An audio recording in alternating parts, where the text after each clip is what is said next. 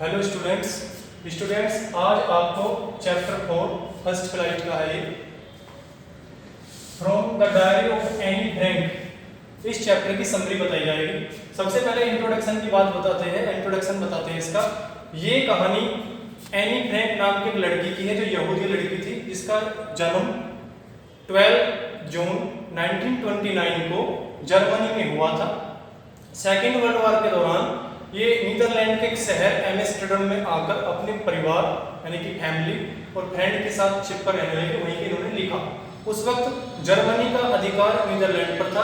कुछ समय के बाद जब जर्मनी में नाजी सत्ता में आए, नाजियों का शासन आया, तो ये वहाँ से भाग आए और क्योंकि वहाँ पे यहूदियों पर अत्याचार होने लगा, तो ये जो इनके पिता थे यानी फ्रैंक के पिता थे, उनका एक ऑफिस था, वहाँ पे आकर छिपकर रहने लगे हॉलैंड में। वहाँ पे इन्होंने 2 वर्षों तक ऐसे ही इन्होंने अपना जीवन जिया और फिर इनको जो है सामान्य केंद्र यानी जहाँ पे कैंप लगे हुए थे वहाँ पर भेज दिया गया। वहाँ आने के बाद कुछ समय के बाद जो एनी फ्रैंक की सिस्टर थी मार्गो, उनकी डेथ हो गई और उनके 2 साल के बाद एनी फ्रैंक की भी फीवर के कारण डेथ हो गई। जब सेकेंड वर्ल्ड वॉर ओवर हुआ, खत्म हुआ, तो इनके जो फादर थे एनी फ्रैंक के, वो वापस लौट रहे थे एम्स्टर्डम। तो इन्हें एनी फ्रैंक की डायरी मिली। उन्होंने समझा कि एक यूनिक थिंग है, कोई विचित्र और अद्भुत चीज है। ये सोचकर उन्होंने उसे अपने पास रख लिया और the diary of a young girl नाम के टाइटल से उसको इंग्लिश में छपवाया।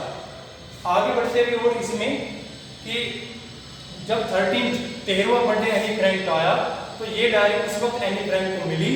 इसमें 1942 से और 1 अगस्त 1944 तक की जितनी भी इवेंट्स घटना घटी गई है, सब इसमें शामिल की गई है। और इसको डच भाषा में, डच लैंग्वेज में ट्रांसलेटेड करवाया गया और कई भाषाओं में इसको ट्रांसलेट करवाया गया।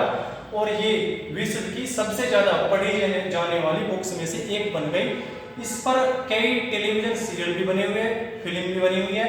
और जिस वक्त जर्मनी पर नाजियों की सत्ता थी, हिटलर का टाइम था, उस वक्त के टाइम पर एनी फ्रैंक विश्व की सबसे चर्चित विवादित फिगर बन गई थी, व्यक्तित्व बन गई थी, जिस पर अत्याचार हुए थे। नेक्स्ट हमारा जो पहला पॉइंट है उसकी तरफ हम बढ़ते हैं। Idea of writing a diary. Anne Frank के मन में राइटिंग करने का, डायरी को राइट करने का आइडिया कैसे आया? एनी फ्रैंक बताती है कि जब उन्होंने पहले ये डायरी लिखना शुरू किया तो उन्हें बड़ा विचित्र महसूस हुआ। क्यों? क्योंकि उन्होंने इससे पहले कभी लिखा नहीं था। तो वो कहती है कि लेकिन मुझे इस बात से कोई फर्क नहीं पड़ता था, मुझे लिखना था। और सबसे ज़्यादा बात इस बात की थी, जरूरत थी कि वो अपने दिल का बोझ बाहर निकालना चाहती थी।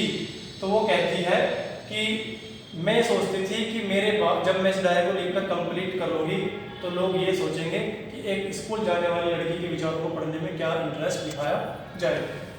दूसरी बात ये बताती है कि इनका कोई मित्र भी नहीं था, सच्चा मित्र भी नहीं था, उसने भी इनको प्रेरित किया डायरी लिखने के लिए। नेक्स्ट पॉइंट है paper has more patient than people. ये कहती है कि कागज में लोगों से ज्यादा सहन करने की शक्ति होती है। इस कहावत को उन्होंने महसूस किया। एक दिन ये बैठी थी, शांत, दुखी थी, उदास थी। उस वक्त इन्होंने सोचा कि मुझे क्या करना चाहिए, बाहर जाना चाहिए या घर में बैठी रहूं। फिर ये बैठी रही, सोचती रही। उन्होंने फैसला किया कि मैं जो कुछ भी मेरे मन में है उसे कागज पर लिखूंगी और उसे डायरी का रूप दे दूंगी और वो मेरी सबसे सच्ची मित्र होगी और मैं उसे केवल उसी मित्र को पढ़ने दूंगी जो मेरे सबसे सच्चे मित्र है। नेक्स्ट पॉइंट है हर डायरी हर फ्रेंड की टीम। जैसा कि उन्होंने बताया कि इनका ये कहती है कि मुझे डायरी लिखने का आइडिया कहाँ से मिला, प्रेरित किया जिसने, कि मेरा कोई मित्र नहीं था। ऐसा नहीं था कि अकेली थी, माता पिता थे, मौसी थी, बहन थी और 30 लोग ऐसे थे जो इनके मित्र थे, लेकिन सच्चा मित्र कोई नहीं था। ये कहती है कि जब मैं मित्रों के साथ होती थी अपने, तो मैं हमेशा मौज मस्ती करती रहती थी, लेकिन हम कभी भी आपस में घुले मिले नहीं। ऐसा कभी नहीं हुआ कि हम एक दूसरे से अपने दुख को, सुख को शेयर कर सके, राज की बातें बता सके। तो इस वजह से ही ये डायरी लिखने के लिए प्रेरित हुई और इन्होंने कहा कि इन्होंने सोचा कि मैं डायरी लिखूंगी और उस डायरी को इन्होंने अपना फ्रेंड मान लिया, उसका नाम किट्टी रख दिया। अब ये अपनी फैमिली के बारे में बताती है, हर फैमिली। ये कहती है कि मेरे जो फादर है उनको मैं संसार का जितने भी फादर है, सबसे प्यारे फादर है जिनको मैं जानती हूँ, जिनको मैंने देखा है। 36 साल की आयु में इनके फादर ने इनकी मदर से शादी कर ली थी जब वो 25 साल की थी। मदर कि इनकी सिस्टर का जो जन्म हुआ 1926 में हुआ, मार्गोट का।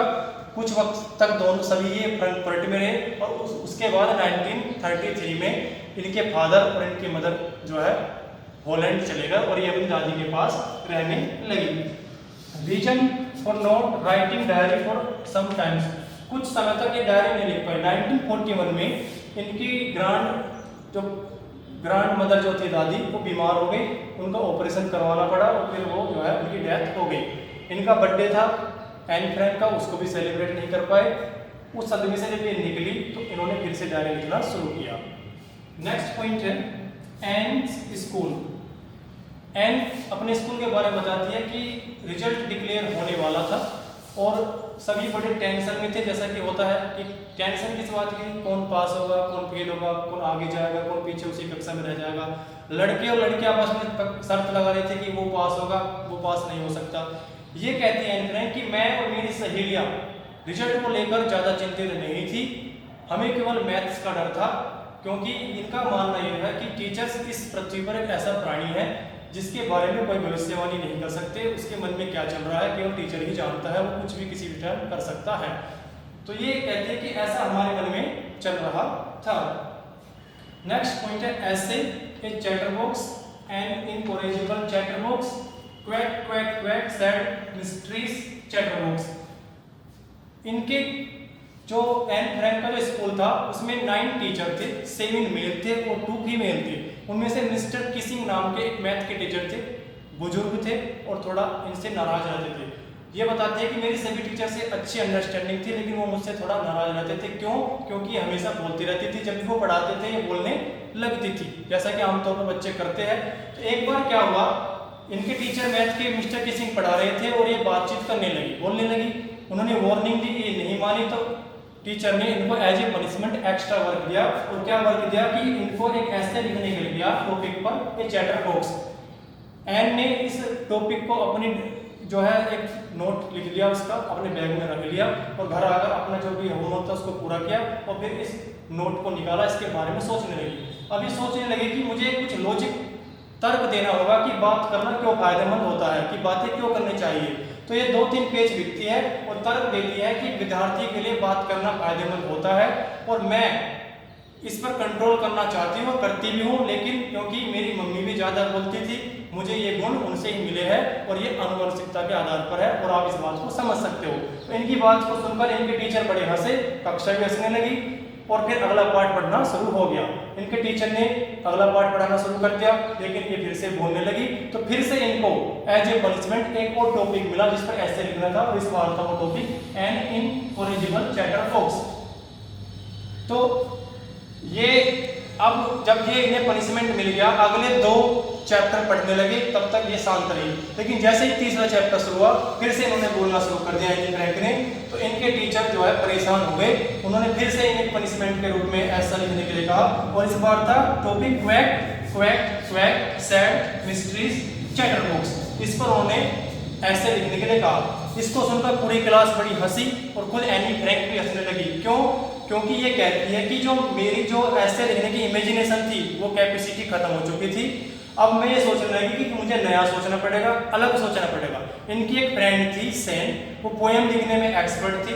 सैन ने एनी से कहा कि वो इस ऐसे को पोएम में कन्वर्ट करने में उनकी हेल्प करेगी। ये सुनकर एन बड़ी खुश हुई, क्योंकि एन चाहती थी कि जो टीचर मिस्टर किसिंग बार बार इनका मजाक बना रहे थे ऐसे को लेकर, खुद मिस्टर किसिंग का मजाक बन जाए। अब ये एक पोएम लिखती है, जो ऐसे दिया गया था उसको पोएम के रूप में लिखती है और बड़ी ही सुंदर पोएम लिखती है। वो पोएम एक मदर डक के बारे में और फादर स्वान के बारे में थी। इनके 3 चूजे थे और जो स्वान था वो अपने चूजों को चोंच मार मार कर मार देता है, क्योंकि वो बार बार काँव काँव काँव काँव करते रहते थे। इस पोएम को सुनकर पूरी क्लास हंसी। टीचर्स नॉर्मल हो गए और टीचर ने इस बात को नॉर्मली लिया। उन्होंने इनकी पोएम को कुछ अपनी तरफ से उसमें बातें जोड़कर पूरी कक्षा को सुनाया, अन्य कक्षाओं में भी सुनाया और उस दिन के बाद से एन फ्रैंक को जो है बात करने की छूट मिल गई और एक्स्ट्रा वर्क मिलना बंद हो गया।